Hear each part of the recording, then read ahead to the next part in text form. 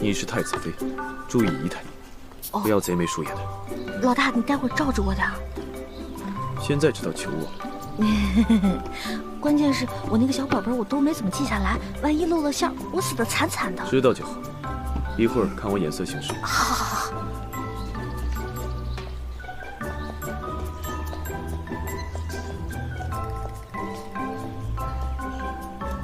恭迎太子殿下，恭迎娘娘。哎，他怎么也在这儿？江氏那小蹄子虽然是个王妃，但是在咱们家里依旧是个破落亲戚。您是咱们家的嫡生大娘娘，身份岂是他表了几表的表人可比的？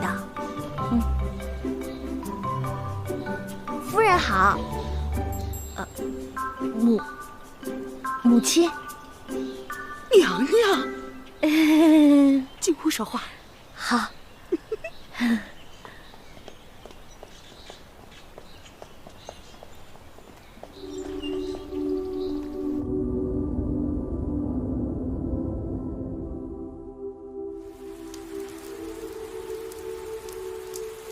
我没有想到，你竟然也回了张府。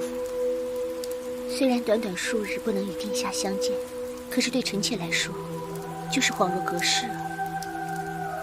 我来见你，也是为了告诉你，在张府这2日，万万要谨慎，除非有要紧之事，不然就别再与我相见了。太子，这一整日您都对姐姐百般照顾，你们2人几乎形影不离。太子殿下，您是否真的被她迷了心窍？我不信，也不喜欢鬼神之说。许是我多心了，但是殿下对姐姐那般照顾，实在令臣妾难以释怀。你我自相识那日起，你便该知道，张鹏鹏永远是我们无法逾越的羁绊。臣妾知道。太子殿下，我只想问你，还记得您对臣妾许下的诺言吗？记得。还请太子殿下尽快兑现承诺。此事是最急不得的，越急越会滋乱阵脚。映月，你万不可生焦躁之心，更不可行出格之事。映月知道。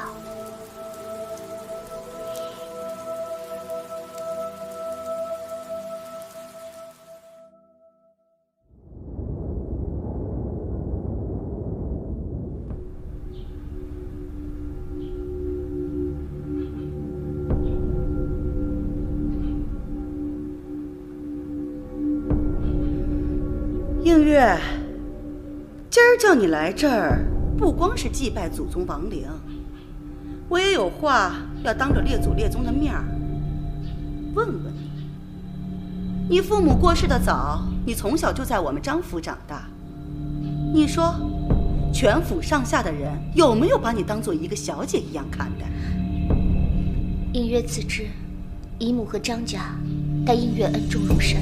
好，既然你叫我一声姨母，那我就不能对不起你早逝的母亲，我不能眼睁睁看着你自寻死路，你说是不是这个理儿？快，母亲大人，娘娘来得正好，帮我说的话做个见证，省得以后啊别人以为我的心偏了意了。这么对待一个小姑娘，太不人道了。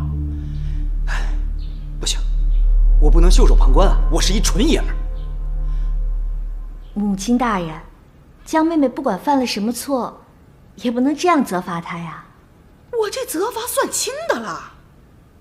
映月，那日在太液池娘娘落水一事，你是要负全责的。我不管你是有心还是无意，她既为你的姐姐，你就应该时刻敬重和保全她才是。那日我也没怎么着，再说我自己也不是很在意。母亲，您就不要这样虐待江妹妹了。哎呦，江妹妹！太子殿下驾到！太子喜享！岳母大人，姜氏乃赵王的妃子，您这般责罚，恐有不妥吧？太子殿下自己也说了，这映月是赵王的王妃，您插手来管此事，恐怕也有些不太妥吧？我自幼便与映月相识，一直把她当作妹妹看待，恐怕这不能算是插手吧。本是一起长大的孩子，以兄妹相称自然是好事，可毕竟男女授受不亲，况且殿下和映月又都各自婚娶，我是怕这越是亲近的兄妹之情，越会让殿下您遭受非议啊。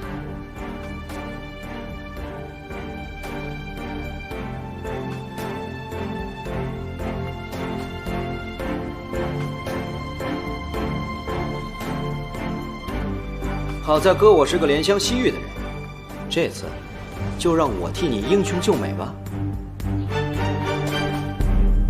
母亲大人，归宁呢本来是件高兴的事情，你说这江妹妹在这跪着，一直让祖先看着也不太好，祖先们都累了。母亲，这倒是，那就看在娘娘的份上，让列祖列宗歇歇。时候也不早了，该用午膳了，都散了吧。